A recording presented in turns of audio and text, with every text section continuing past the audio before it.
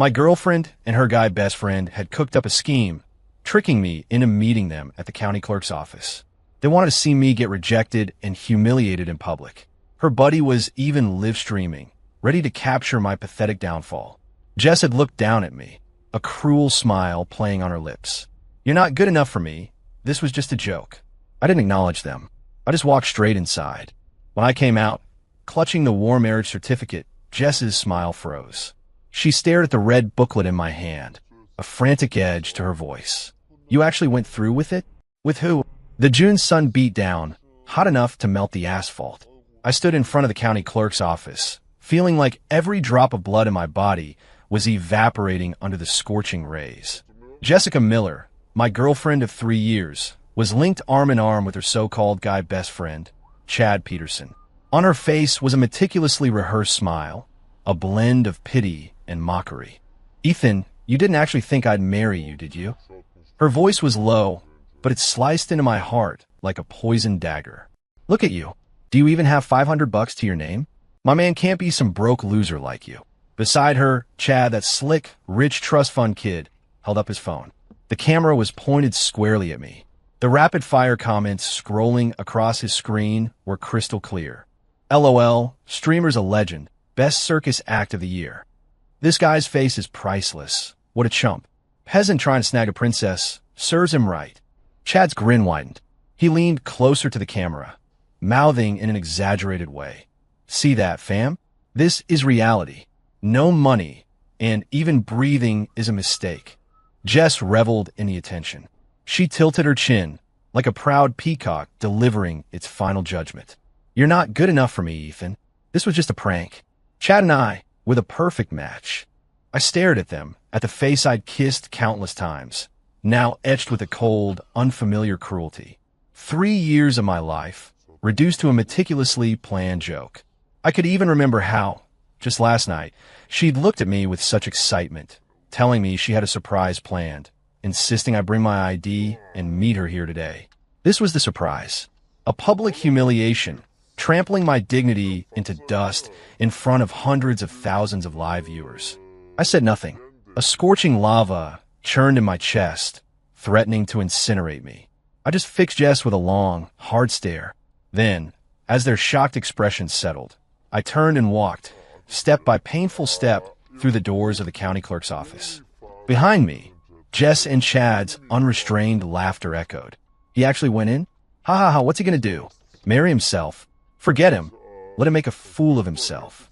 We'll keep streaming. Just wait till he comes out crying. I didn't look back.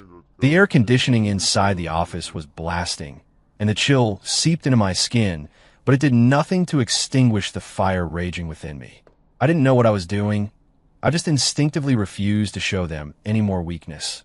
I drifted aimlessly through the lobby until a cool, clear voice spoke beside me. Sir, are you here for a marriage license too? I turned and saw a face that would make any elaborate description fall short. The woman wore a perfectly tailored white pantsuit. Her long hair was swept up, revealing a slender, pale neck. Her features were exquisite, like a masterpiece, but her eyes held a cold detachment that kept the world at bay. She seemed to be waiting for someone, but her partner was nowhere in sight. Impulsively, I nodded. She studied me for a few seconds, her gaze unwavering. Then, she uttered something that still makes me dizzy to think about. Your partner didn't show, and neither did mine.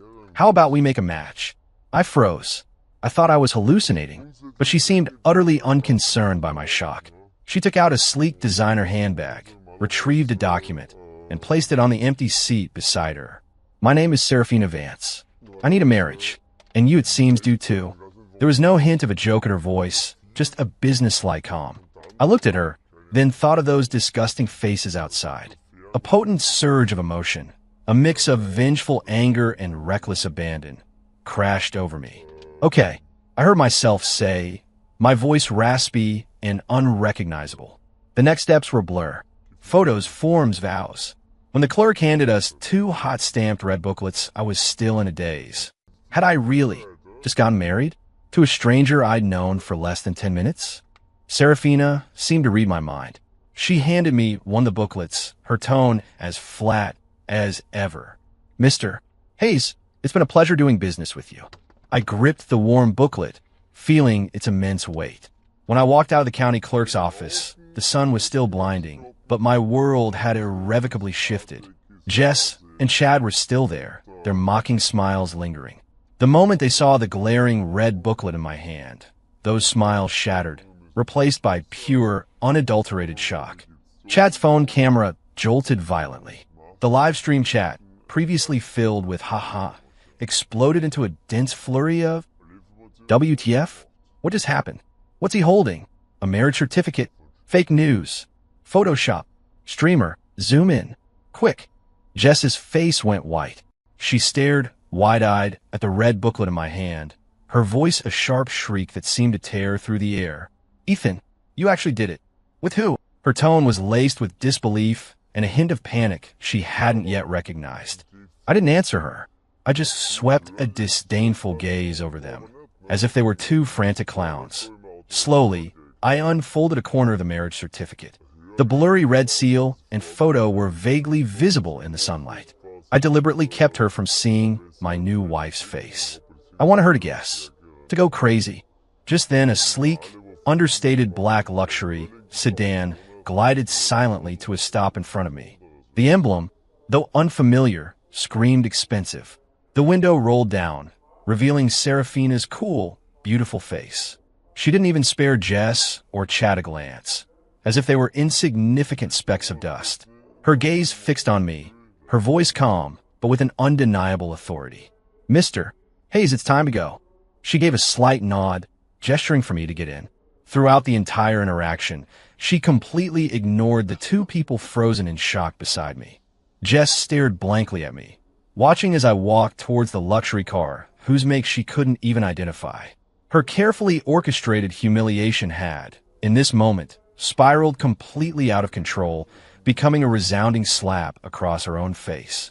Chad's livestream was in chaos. OMG, OMG, OMG, epic plot twist. Who is that woman? She's stunning. So much class. This is the real payback. Ex-girlfriend's face is green. Hero MC. Full marks for this move. RIP ex-girlfriend's emotional well-being. I opened the car door and slid inside. The soft leather seats enveloped me, and a cool, unfamiliar fragrance filled the air. The window slowly rose, completely shutting out the external noise and their twisted faces. Inside, a profound silence reigned. For the first time, I took a close look at the woman beside me, my nominal new wife. She elegantly retrieved a sleek black card from her handbag and handed it to me. The card bore no title or contact information, just two words embossed in gold: Serafina Vance.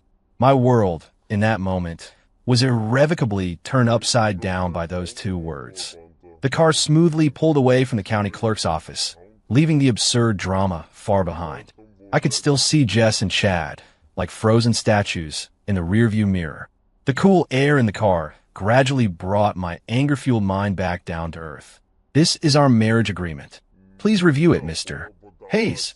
Serafina's voice broke the silence. She handed me a neatly bound document, her tone as if discussing a multi-million-dollar deal. All business, no personal emotion. I took the file, my fingertips brushing the cool paper, a sense of unreality washing over me. The first page, in bold black type, read, Marriage Contract. I flipped through it, the clauses alarmingly detailed. Rights and obligations, duration of marriage, confidentiality agreement, asset division. Even how to publicly portray ourselves as a loving couple was meticulously spelled out. This was a transaction, pure and simple. I need a marriage, Serafina explained, her voice calm as she looked out at the rapidly receding city lights. To fend off family pressure for an arranged marriage and unnecessary business alliances. Today, my intended partner canceled at the last minute, and your appearance was a perfect accident. She paused. You became my ideal shield. Shield. The word made me smile bitterly. My life certainly was dramatic today. I'd just escaped being a public spectacle, only to instantly become a pawn in a high-stakes family power struggle. My emotions were a tangled mess. I know this is sudden. Serafina seemed to sense my silence. She turned, her clear eyes meeting mine for the first time. This marriage is purely for show. We won't interfere in each other's private lives. In return, I'll provide you with a substantial compensation." She paused again, then added, "This money will be enough to resolve all your current difficulties and ensure your future life is free of worries." Money. Before today, I might have scoffed at that word. I'd always believed genuine emotion was more important than money. But reality had slapped me hard across the face. I remember Jess's disgusted expression, her vicious taunts about my future during the live stream. Someone like him will always be stuck in a rental, eating ramen. A fierce sense of injustice and anger flared up in my chest again. Why should they define me? Why should I live under their ridicule? I looked up at Serafina. Her eyes were clear, devoid of Jess's disdain or Chad's calculation. There was only the sincerity of a business proposition. "I saw what happened outside the county clerk's office," she said suddenly. "I know you were set up. Your integrity is why I chose you. I need a clean, trustworthy partner, not an opportunist trying to grab my assets." Her words were like a strange balm, soothing my raw, wounded heart. She'd seen it all. She hadn't laughed at me like those anonymous viewers. Instead, she'd recognized my integrity. I took a deep breath, pushing down the chaos in my mind. Accepting this deal wasn't just for the money. It was also for retaliation, to prove to Jess and Chad, and to everyone who looked down on me, that I, Ethan Hayes, wasn't some pushover they could walk all over. More than that, it was to live for myself. "Okay, I'll sign." I picked up the pen and on the last page of the contract, signed my name, Ethan Hayes, with a firm hand. The soft scratch of the pen on paper was loud in the quiet car. The moment I signed, an unprecedented pressure settled on my shoulders, like an invisible mountain. But at the same time, there was a hidden, inexplicable thrill. My life, it seemed, was about to be forcibly pushed onto a completely unknown path. Serafina saw me sign. That usually cool, unyielding face showed a rare, almost imperceptible smile. "Welcome aboard, Ethan." She extended her hand to me. "From now on, we're husband and wife." Her hand was cool, but as I clasped it, I felt a strange strength. "We're husband and wife." These 4 words exploded in my mind like thunder. This mysterious, powerful heiress and I, bound together by an absurd accident. What the future held, I didn't know, but I knew that, from today, everything would be different. I'd assumed my contract marriage with Serafina would be like 2 parallel lines, no intersections beyond the necessary performance. But I soon discovered how wrong I was. The day after we got our license, an online storm against me erupted. Jess and Chad, clearly unwilling to let my public comeback go unanswered, launched a furious counterattack. Massive scoop. Humiliated guy is actually a gold-digging scammer. Abandons 3-year girlfriend to latch onto a rich woman. How disgusting can a man be? Chad's live stream, rebranded, went live again. He tearfully accused me of deceiving Jess and scheming to stage a scene at the county clerk's office just to snag that mysterious rich woman. Jess, meanwhile, posted a lengthy, emotionally charged diatribe on her social media. She painted herself as a heartbroken victim, every line implying I was a money-hungry opportunist who'd sold out our relationship for cash. Suddenly, public opinion swung hard. Swarms of angry, misinformed users flooded my social media accounts with vicious comments. "Scumbag, get out of the design world. Enjoy living off her. Hope you and your sugar mama last forever." My heart goes out to Jess, 3 years wasted on a dog. I trembled with rage, staring at the vile comments. Black was being twisted into white, lies spread so easily. Just as I was about to post a rebuttal, my phone rang. It was Serafina. I saw what's happening online. Her voice was as calm as ever. "Don't act impulsively. My team will handle it." "But Ethan," she cut me off. "Remember, we are husband and wife now. Any attack on you is a provocation to me. This is part of our agreement. Protecting your reputation is protecting my choice." Her words instantly calmed my agitated heart. Before I could fully process the depth of her statement, the counteroffensive had silently begun online. First, screenshots of my text messages with Jess from just before our breakup were leaked by a major entertainment influencer with millions of followers. The messages clearly showed Jess expressing her lack of feelings for me and her blatant flirtation with Chad. Most damningly, there was a conversation between her and Chad, detailing how they'd planned the county clerk's humiliation to publicly shame me and ruin my reputation. Jess, tomorrow, we'll make sure Ethan the loser gets the message loud and clear. Chad, don't worry, babe. I've got everything set up. Hundreds of thousands watching him fall flat on his face. He'll never show his face again. With that evidence, public opinion erupted. Before netizens could even process this shocking twist, more dirt was unearthed. Chad's messy private life and his chat logs juggling multiple relationships. Screenshots of Jess in her group chats, bad-mouthing friends and manipulating those around her. Then, high-definition surveillance footage from the county clerk's office was released. The video clearly captured Jess and Chad's condescending mockery, my lonely walk away, and their utterly shocked, twisted faces when I emerged with the marriage certificate. The truth was laid bare for all to see in a most undeniable way. The same netizens who'd been cursing me out now turned their fury on Jess and Chad's social media. Holy SHD, best plot twist of the year. You two were the clowns all along. So disgusting. Framing your ex and then playing the victim. Lock these two up. Scheming woman and slimy guy. Hope you both explode. Jess's carefully cultivated goddess image imploded overnight. Her accounts were deluged with angry insults and ridicule. Chad's live stream was permanently banned by the platform, and rumors flew that several small projects his father had invested in were quickly pulled by partners due to the scandal, instantly crippling their finances. At the center of the storm, a blurred photo of our marriage certificate quietly climbed to the top of the trending topics. My face was clear in the photo, and while my new wife's features were pixelated, her unparalleled aura and the vague hints of a luxurious background fueled rumors of a mysterious heiress. I, Ethan Hayes, a regular designer, had, through an absurd marriage, become the focus of national discussion overnight. That evening, I returned to the home Serafina had arranged for me, a sprawling estate in the exclusive Hills District. Serafina sat on the living room sofa, a laptop resting on her lap, seemingly working. Seeing me, she closed the laptop and offered me a glass of warm water. The online situation is handled, she said dismissively. I just leveraged some PR resources to let the truth come out.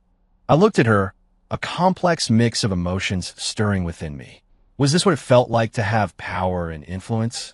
To simply lift a finger and make those who had caused me so much pain pay a heavy price? It felt both gratifying, a sweet taste of revenge, and instilled a flicker of awe for Serafina's capabilities. Thank you, I said genuinely. No need, she shook her head.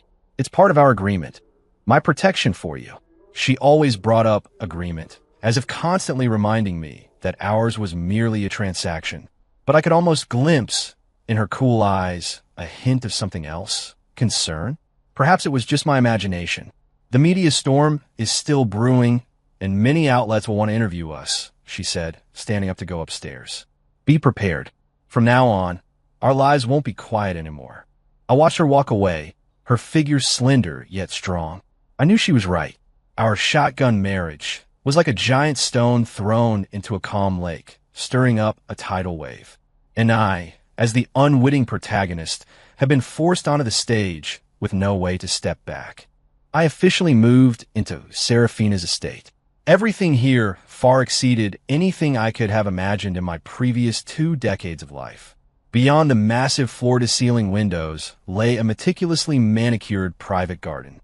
The interior was modern and luxurious, every corner screaming expensive. A perfectly uniformed middle-aged butler respectfully addressed me as Mr. Hayes, leading a line of staff who greeted me. For a moment, I was overwhelmed, feeling like a pauper who had stumbled into Versailles, not knowing where to put my hands or feet. Serafina seemed to notice my discomfort. She dismissed the butler and staff and personally showed me around. This is your room, with a private workspace and walk-in closet, she said, pointing to a south-facing bedroom on the 2nd floor. My room is at the end of the hall. We'll abide by our agreement and not interfere with each other. Her arrangements were thoughtful yet distant, perfectly adhering to our marriage contract. Our cohabitation began in an awkward, subtly tense atmosphere. I still went to my small design company every day, but my commute had changed from crowded subway rides to Serafina's personal Bentley, driven by her chauffeur. My colleagues looked at me with a mix of curiosity and deference. The bosses who used to ignore me now proactively sought me out. I knew it all stemmed from my identity as the mysterious rich wife's husband. It felt strange, like wearing ill-fitting clothes, uncomfortable and out of place. Evenings at the estate, Serafina and I didn't interact much. Most of the time, we'd eat dinner in silence at the massive dining table. Initially, the atmosphere was painfully awkward, punctuated only by the clinking of silverware. Until one time, I noticed she'd barely touched her steak, instead favoring a dish of sautéed asparagus. On a whim, I used the serving tongs to place some asparagus on her plate. Her motion of picking up food paused slightly. She looked up at me, a hint of surprise in her eyes. Then, she gave a slight nod, quietly said thank you, and ate the asparagus. That small gesture, like a pebble dropped into a frozen lake, broke the ice. The atmosphere at the dinner table seemed to soften a little. I slowly began to discover another side to this cool CEO. She worked like a perpetual motion machine. I often woke up for water in the middle of the night and saw the lights still on in her study. But she also had a softer side. One weekend afternoon, I saw her sitting alone on the garden swing, sunlight dappling on her, making her appear less sharp, more gentle. She wasn't on her phone or looking at documents, just quietly gazing into the distance, a hint of something I couldn't quite decipher, a touch of loneliness in her eyes. I didn't disturb her, just quietly brewed a cup of hot tea and placed it on the stone table beside her, then quietly left. When I looked back, I saw her pick up the tea, bring it to her lips, and take a delicate sip. In that moment, I thought I saw a flicker of warmth in her eyes. Our conversations extended beyond the dinner table to work. I hit a roadblock with one of my design proposals, stuck on a particular detail. I mentioned it casually during dinner one evening. To my surprise, Serafina, after listening, offered a completely new perspective from a commercial operations standpoint. Your design has spirit, but it could be bolder in terms of user experience and commercial conversion. For example, this entry point, if integrated with our online store, could create a synergy. Her words were spot on, a sudden flash of insight that opened my mind. For the first time, I realized she wasn't just a powerful woman controlling a vast business empire, but also a brilliant mind with incredible business acumen and foresight. My admiration for her grew exponentially. Our relationship, through these daily interactions, was quietly changing, from initial awkwardness and reserve to a growing understanding and familiarity.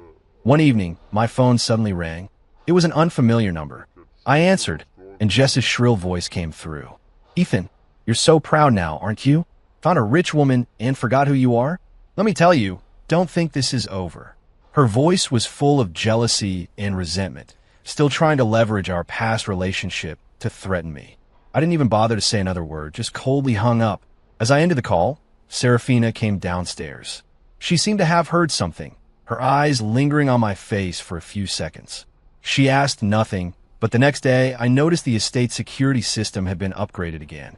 Outwardly, we continued to play the part of a loving couple. Occasionally, media photographers would follow us, and Serafina would naturally link her arm through mine, a perfectly appropriate smile on her face. At several unavoidable family gatherings, she skillfully handled the probing questions from relatives about my background, always protecting me. My heart swung back and forth between this awkward performance and genuine emotion. I found it increasingly hard to distinguish what was acting and what was real. Until one time, I accompanied her to a corporate celebration dinner. At the banquet, she was like a queen, effortlessly navigating through various business tycoons, conversing and radiating charm. But after the event, on the way home, I saw her leaning back in the seat, tiredly rubbing her temples. In that moment, she shed all her aura and armor, becoming just a normal woman who got tired and weary. For the first time, a powerful thought surged within me. I wanted to protect her, not because of the contract, not because of what she could give me, but from a genuine place. I wanted to shield her from some of the storms, to give her a moment of ease and peace. The thought startled me. I realized I might have, developed feelings I shouldn't for my contract wife. The calm of our cohabitation was soon shattered by a more turbulent undercurrent.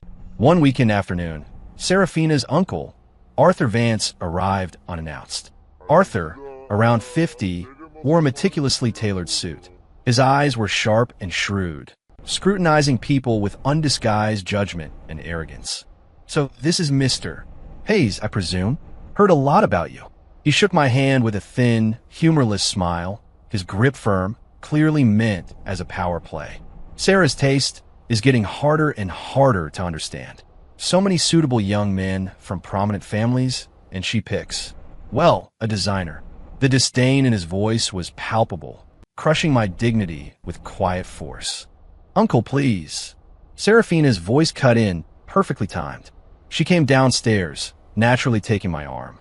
"Ethan is the husband I chose. I know his talent and character best. We're very much in love." She pushed me to the forefront, making me face the pressure from her powerful family. For the first time, I truly understood that being a son-in-law in such a family was far harder than I'd imagined. I forced a stiff smile, mimicking Serafina, and parried with the old fox. "Mr. Vance, you flatter me. Marrying Sarah is the greatest fortune of my life." Arthur gave me a deep look, as if trying to see through me. He clearly didn't believe our love story, constantly probing our relationship, trying to find cracks in our marriage. After Arthur left, the atmosphere in the estate grew heavy. The composure on Serafina's face vanished, replaced by a deep weariness. She confided in me about her true crisis. It turned out that the Vance Corporation was not a united front. A faction led by Arthur had always coveted the inheritance her father had left her. They were actively pushing for Serafina to marry into another powerful family, intending to dilute her shares through the marriage, ultimately sideline her, and seize control of the corporation. My appearance had completely disrupted their plans. "So, they won't give up easily," Serafina said, looking at me, her eyes more serious than I'd ever seen them. "From now on, we must act like a deeply devoted couple in front of everyone. You need to be a love-struck husband, so obsessed with me that you'd give up anything. Only then can we make ourselves impenetrable." I was drawn into a deeper whirlpool, a family struggle for power and wealth. My life, too, came under intense scrutiny. I could feel it. Wherever I went, there seemed to be eyes watching me. Arthur's people, like ghosts, tried to unearth evidence of our contract marriage. Under immense pressure, Serafina and I, these fake spouses, were paradoxically forced to become closer. I started learning more about her. I discovered that despite her formidable exterior, she needed sleeping pills every night. I learned that she detested the cold calculations and self-serving exchanges within her family. And I realized that she had chosen me, an outsider, precisely because I possessed a cleanliness that those signs of powerful families lacked. At a formal family banquet, Serafina's aunt, a bejeweled socialite, acrimoniously questioned my background in front of all the relatives. "Sarah, I'm not trying to criticize, but marriage is serious. How could you be so careless? What help can a man from an ordinary family be to our Vance Corporation? Don't tell me you've been fooled." All eyes instantly focused on me. In that moment, I felt like an item on display, subject to everyone's judgment. Flames of anger burned in my chest, but I suppressed them. Remembering Serafina's coaching, I wore a gentle, humble smile and responded, without arrogance or servility. "Aunt, you're right. I do come from an ordinary background, and I can't offer Sarah direct help in her career." I paused, meeting her gaze. "But precisely because I have nothing, what I can give Sarah is the purest. I can give her all my love, a warm home, and a haven where she can find peace after battling the outside world. I believe these things might be more important than any business alliance." My words stunned everyone present. The caustic aunt's face flushed, then paled, and she was speechless for a long moment. Serafina, clutching my arm, tightened her grip slightly, and a genuine, approving smile touched her lips. After the banquet, on the drive home, she thanked me, for the first time, proactively. "Thank you for tonight, Ethan." Then, she did something I hadn't expected. She took my hand. Her hand was still cool, but this time, I distinctly felt that beneath the coolness, there was a genuine trust and reliance on me. My heart skipped a beat. Arthur's goal isn't just to force me into an arranged marriage, she said softly, looking out the window. What he truly wants is the entire Vance Corporation. He's driven away everyone who could help me. Now he sees you as the biggest and last obstacle in my path. I squeezed her hand, feeling a heavy sense of responsibility. I realized this contract marriage, which began as an accident, was far more dangerous than I'd imagined. And far more, I confessed to myself, entangling. I was no longer just a pawn on a shield. I had become her sole ally in this high-stakes family war. I looked at her tired profile and told myself, Ethan, you cannot back down. You must protect yourself, but even more, you must protect this woman who pulled you from the mud, yet also drew you into a greater storm. Because now, you're husband and wife, even if only in name. Just as I was fully committing myself to navigating the internal family currents with Serafina, Jess, and Chad, those two clowns I'd all but forgotten popped up again. Unwilling to accept their disgraced fate, after a period of silence, they escalated their revenge, making it even more vicious and reckless. This time, they were smarter. They hired an army of internet trolls to anonymously spread even more venomous rumors across various forums and social media platforms. Exposed.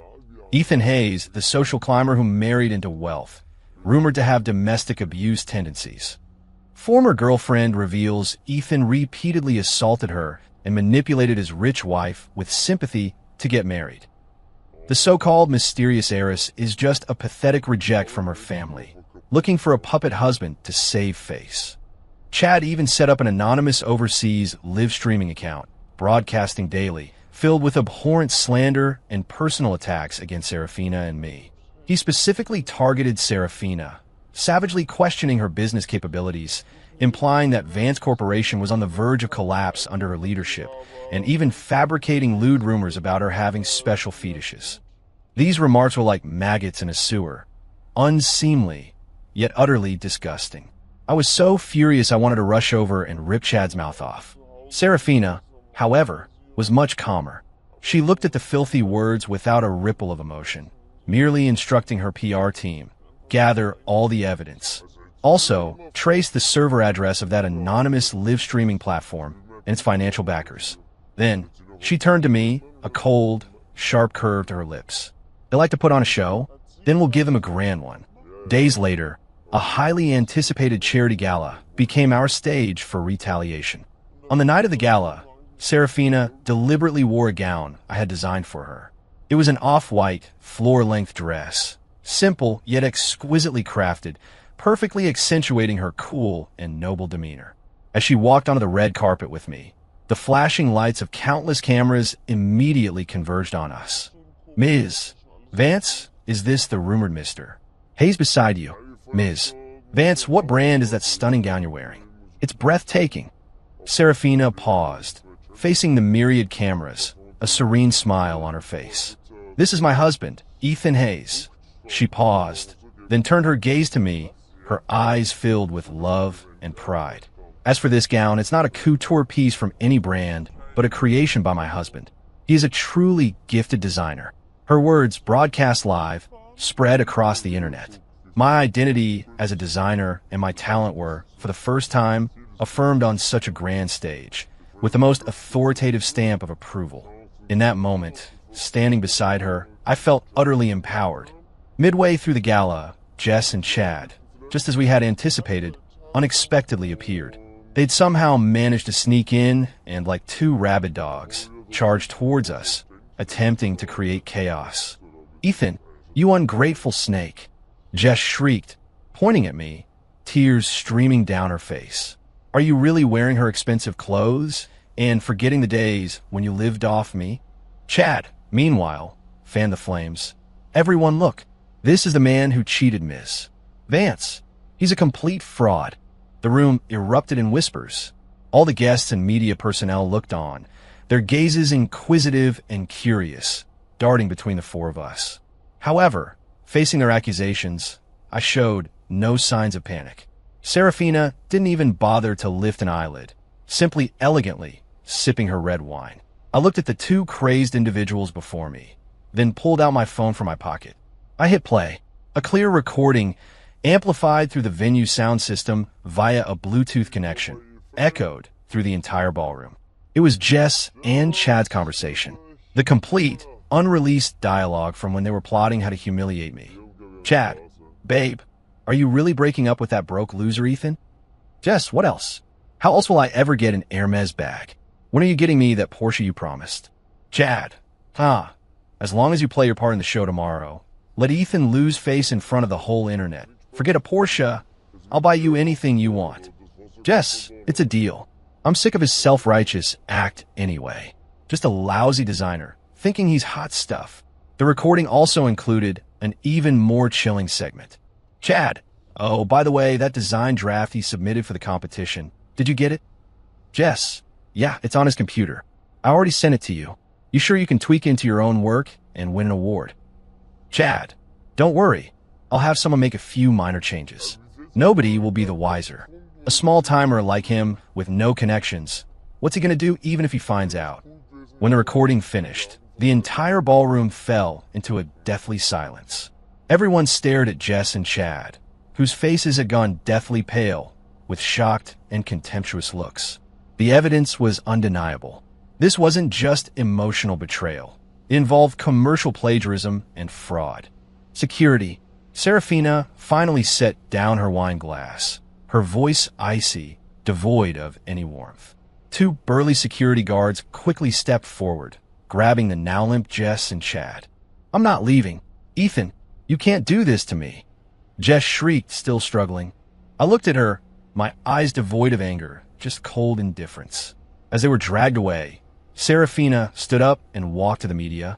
She took the microphone and, facing all the cameras, stated clearly, word by word, I, Serafina Vance, CEO of Vance Corporation, hereby formally declare any defamation or attack on my husband, Mr.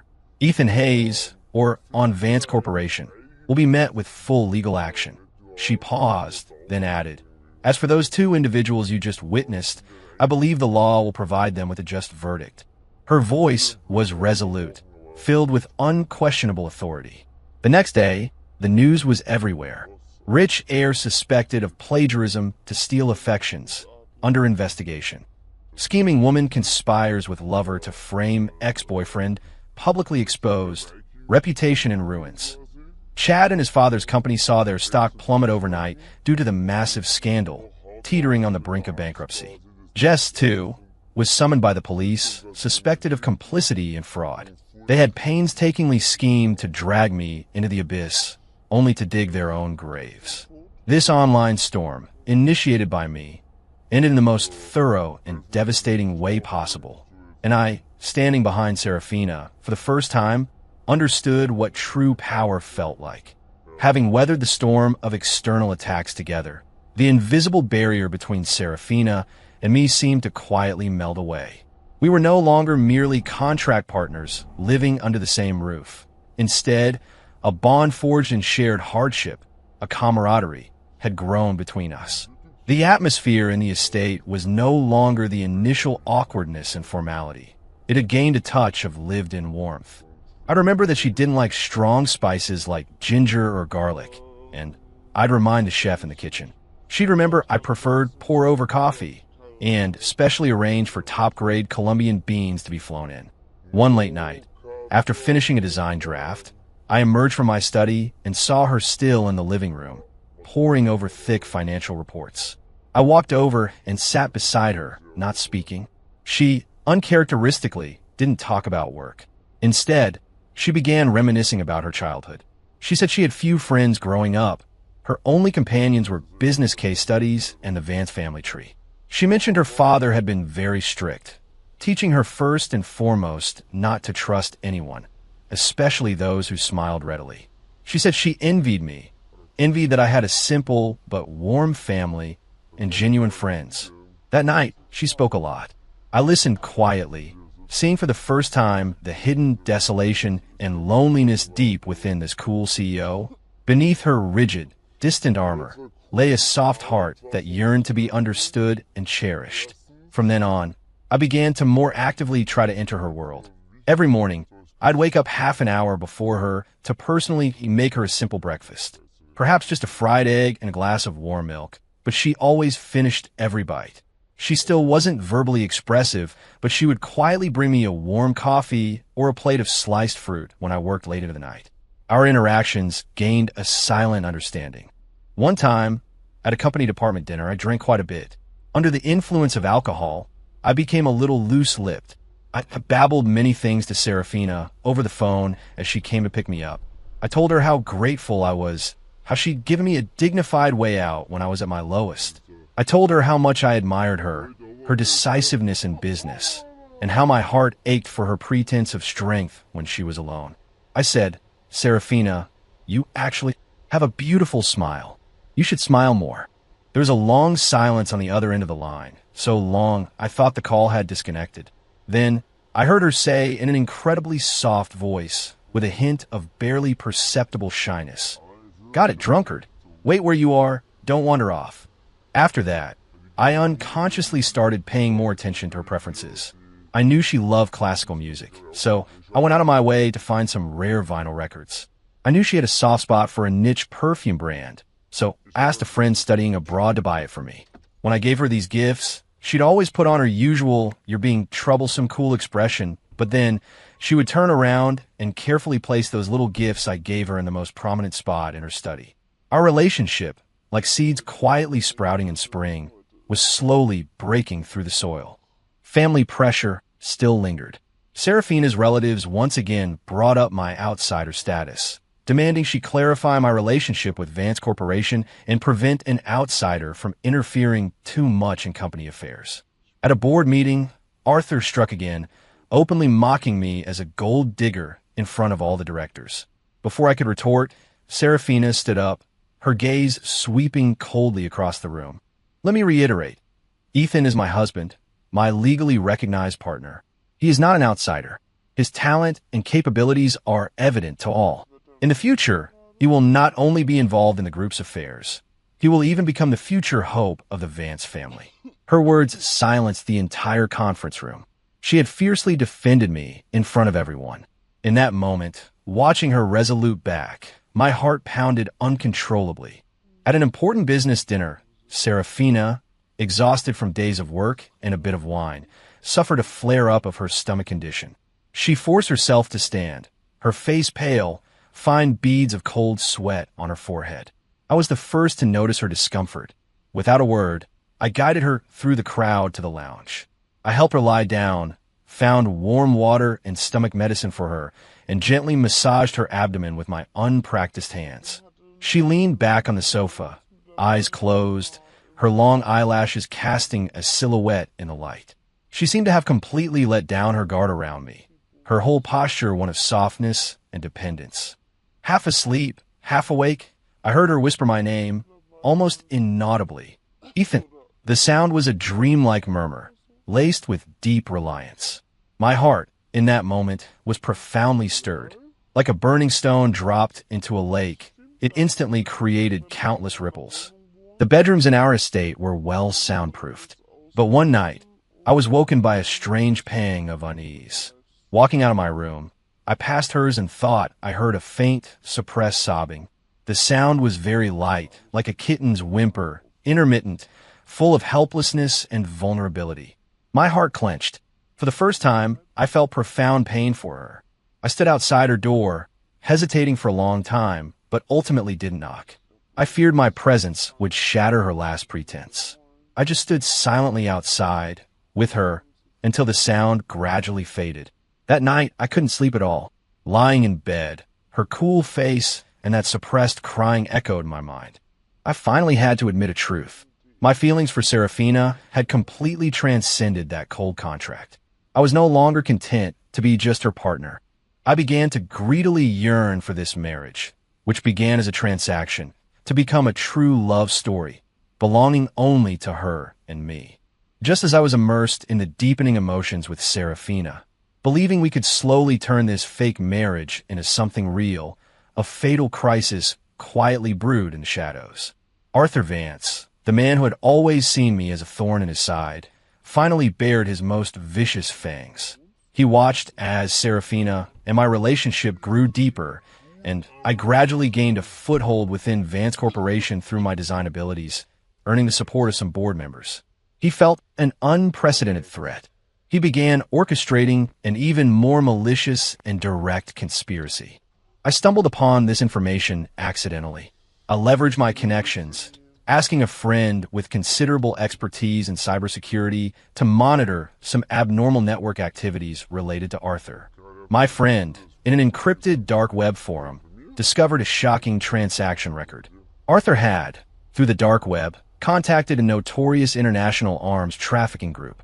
The transaction involved not only the purchase of contraband, but also a chilling mission to eliminate the biggest obstacle to the current CEO of Vance Corporation. That obstacle was me. He didn't just want power, he wanted my life. When I saw those chat logs, my blood ran cold. I immediately told Serafina the news. After she heard it, her usually composed face, for the first time, showed shock and disbelief. He's lost it. He's truly lost it. She murmured, her body trembling uncontrollably. She hadn't expected her own uncle, for the sake of power, to become so deranged. After a brief moment of shock came a tidal wave of anger and chilling disillusionment.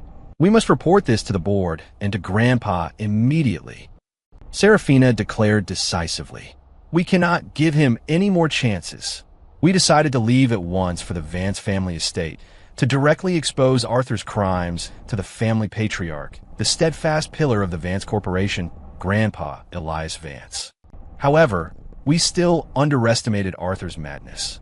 On our way to the estate, on a secluded, winding mountain road, disaster struck. A black SUV, without warning, slammed into us from the rear side. Our car let out a loud bang and swerved violently. The driver fought to keep control, but the SUV, as if possessed, repeatedly rammed our rear bumper. Then, another SUV of the same model appeared, completely blocking our path. 7 or 8 masked figures in black jumped out of the two vehicles, brazenly brandishing guns. Protect Ms. Vance, the driver and front seat bodyguard roared, immediately pulling out their weapons and engaging in a fierce firefight with the attackers. Gunshots instantly echoed through the quiet valley. The car windows shattered in an instant, shards of glass flying everywhere. Quick, get out! My mind went blank, only one thought remaining. I cannot let Serafina get hurt. I shielded her with my body, violently pulled open the car door, and clutching her rolled out of the car, taking cover behind the roadside guardrail. Gunfire whizzed over our heads. I could clearly hear the dull thud of bullets hitting the car body and the muffled groans of bodyguards falling. My heart hammered against my ribs. Ethan, are you okay? Serafina's voice, laced with unprecedented panic and trembling, rang in my ears. I'm Fina. I held her tightly beneath me, feeling my heart ready to burst from my chest. Just then, a killer spotted our position, raised his gun, and aimed the dark muzzle directly at me. My pupils contracted sharply, just as I thought I was done for. Serafina shoved me violently. Watch out! She threw her body in front of mine. Bang! A gunshot. I watched, horrified, as a vivid splash of blood quickly bloomed on the white sleeve of her pantsuit. Serafina, I let out a desperate cry, feeling my entire world collapse in that moment. An unprecedented fear and rage erupted within me like a volcano. I couldn't let anything happen to her. I absolutely couldn't let anything happen to her. I don't know where the strength came from, but I lunged up from the ground, grabbed a waist-high rock from the roadside, and hurled it with all my might at the gunman. The killer fell. I charged forward like a maddened beast, engaging the remaining attackers in a primal fight. I headbutt, using every means available to fight back with all my strength. In the chaos, Serafina, enduring immense pain, pulled out her phone from her pocket and, with trembling hands, dialed a number. Grandpa, we're under attack on the mountain road. Please help us. Her voice trembled from blood loss and pain, but her decisiveness and calm were still clear. Fortunately, the Vance family's reinforcements arrived faster than I'd imagined. A dozen black sedans roared from both ends of the mountain road, surrounding the killers. We were saved. I rushed to Serafina's side, seeing her bleeding arm, my heart aching almost to the point of not being able to breathe. I ripped off my shirt and tightly bandaged her wound. "Don't be scared. Don't be scared. I'm here." I held her, stammering reassurances, only to find myself trembling even more than she was. She leaned into my embrace, her face ashen, yet managed a faint smile at me. "Ethan, you were so brave." After saying that, she completely lost consciousness. The wail of ambulances grew closer. Serafina and I were both rushed to the hospital. This sudden life and death crisis completely exposed Arthur's conspiracy. It also utterly shattered that last thin veil named contract between Serafina and me amidst blood and gunpowder. Our relationship, in that moment, was elevated through the most brutal crucible. In the VIP hospital room, the scent of disinfectant hung in the air. Serafina lay in the hospital bed, her arm heavily bandaged. Due to significant blood loss, her face looked exceptionally pale and fragile. I stayed by her bedside, not leaving for a second. For days, I had barely slept, my mind replaying the terrifying scene on the mountain road and the moment she shielded me from the bullet. The lingering fear and heartache wrapped around me like two massive nets. Grandpa Elias Vance had visited once, a spirited old man with eyes as sharp as an eagle's. He looked at me, silent for a long time, and finally just clapped my shoulder heavily. "Good boy. Sarah didn't choose wrong." Arthur had already been apprehended by the Vance family security team.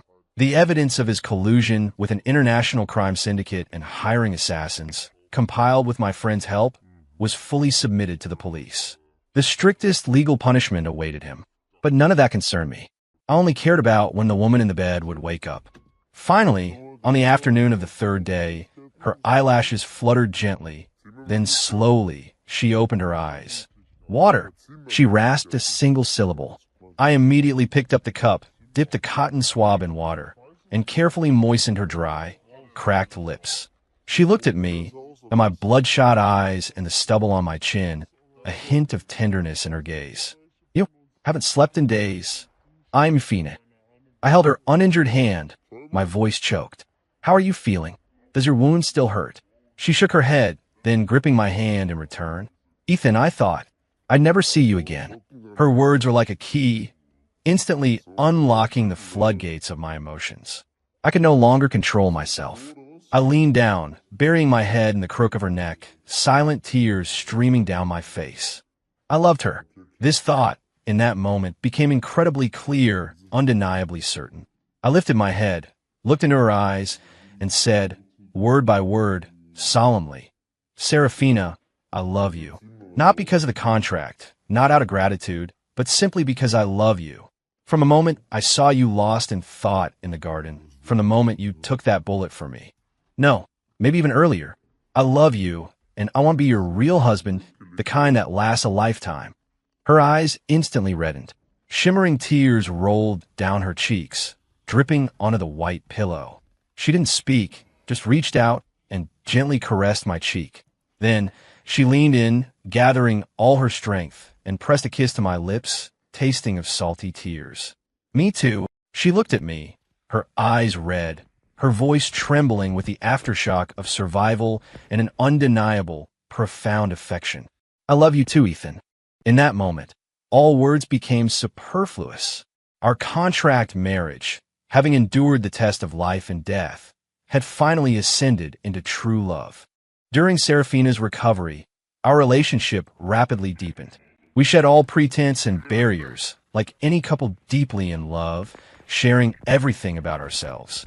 I told her embarrassing stories from my childhood. She recounted her experiences conquering Wall Street. We planned the future of Vance Corporation together, and we dreamed of our own future as a couple. After she was discharged, we jointly began a comprehensive purge of Arthur's influence. I leveraged my design talent, combined with Vance Corporation's technological resources, to spearhead the development of a brand new, proprietary smart security system. This system not only protected our personal safety, but also built an impregnable firewall for Vance Corporation's core data. This project catapulted my reputation within the group and earned me genuine respect and a voice. Serafina, with my help, masterfully orchestrated a strategic maneuver, pulling the rug out from under Arthur's faction. She swiftly removed Arthur's cronies who had been entrenched within the group, capitalizing on the power vacuum created by his arrest, and promoted a cadre of capable, driven young executives. At an emergency board meeting that would determine the group's future direction, Serafina, overcoming all opposition, officially appointed me as the Chief Executive Officer of Vance Corporation's newly established Innovation Strategy Department, entrusting me with real power. As a victim, I provided the police with all the evidence regarding Arthur's hired assassins, and we hired the nation's top legal team to ensure he received the punishment he deserved. Arthur, it was said, suffered a stroke in prison upon hearing all this, becoming completely incapacitated. After a brief period of turbulence, Vance Corporation stock, fueled by our series of innovative measures and the success of new products, not only rebounded but surged, hitting an all-time high in market value. Serafina and I, the shotgun marriage couple who started at the county clerk's office, became the most captivating legend in the business world. Our story was reported by countless media outlets, becoming a paradigm of success in both love and career for young people. In prison, Arthur saw all this through news reports. It was said he suffered another stroke from rage, becoming completely paralyzed and unable to speak. The power and wealth he had spent his life chasing ultimately became footnotes, enhancing the legendary story of Serafina and me.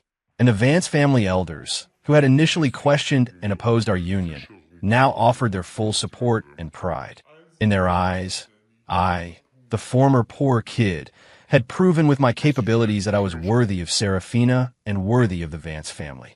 We had truly taken control of Vance Corporation's future. The absurd story that began with a humiliation prank seemed to have reached a perfect conclusion. But for Serafina and me, our true happiness was just beginning. On a bright, sunny afternoon, Serafina and I stood on the open balcony of our beachfront villa, gazing at the distant azure ocean. The sea breeze ruffled her soft, long hair and stirred an endless tenderness in my heart. I gently wrapped my arms around her from behind, resting my chin on her shoulder. "What are you thinking about?" I asked. She leaned into my embrace, a serene smile playing on her lips. She turned, looking at me, her eyes, once as cold as ice, now filled with starlight and tender affection. She didn't speak, just took my hand and gently placed it on her flat stomach. I froze. The next second, a colossal, ineffable joy instantly overwhelmed me. You, I stammered, too excited for words. She smiled and nodded, her eyes a little wet. "Ethan, you're going to be a dad." Overjoyed, I scooped her up and spun her around excitedly on the balcony. The sunlight streamed down on us, warm and brilliant. We decided to hold a grand wedding. Not for anyone else, but to atone for that rushed, absurd beginning at the county clerk's office. We would invite all our friends and family who genuinely wished us well to witness our happiness. On our wedding day, dressed in a crisp tuxedo, I watched Serafina, in her pristine white gown, walk slowly towards me, step by step. She was so beautiful, like an angel not of this world, that I was completely captivated. As we exchanged rings, I looked in her eyes and said, with deep emotion, "Thank you, Serafina. Thank you for entering my world like a beacon of light on the darkest day of my life. And thank you for that absurd humiliation prank. If not for it, I might never have met you, my true love, and the most magnificent gift of my destiny." She, too, smiled through her tears at me. "Me too, Ethan. Thank you for making me believe that in this world, there truly is pure love, untainted by any self-interest." Our child, a sweet baby boy with my eyes and Serafina's nose and mouth, was born in the winter. We embraced our roles as parents, enjoying the warmth and happiness of our family. I continued to achieve breakthroughs in my career, leading Vance Corporation further and further down the path of technological innovation. Serafina, meanwhile, dedicated more energy to family and philanthropy. She guided Vance Corporation onto an even broader international stage. At the same time, we established a charitable foundation in our names, specifically to help young people like me, from ordinary backgrounds, struggling against adversity, but with dreams. Jess and Chad had long since vanished into obscurity. I heard that after their release from prison, burdened by massive debts, they lived in utter destitution. Once, on the cover of a financial magazine, I saw a photo of Serafina and me holding her child. The headline read, "From Contract to Legend, the business empire and love story of Ethan Hayes and Serafina Vance." I don't know if they felt any remorse when they saw that report, but it no longer mattered. Their world and our happiness had long since become parallel lines that would never intersect. As the sun set, I held Serafina's hand, watching our son toddle across the lawn, giggling. My heart was filled with unprecedented gratitude and contentment. That humiliation that began outside the county clerk's office, that hastily obtained red marriage certificate, ultimately did not become my punchline. Instead, it opened the most magnificent and happiest chapter of my life. I squeezed Serafina's hand tightly, our fingers intertwined. True love, peak life. This was my perfect ending. End.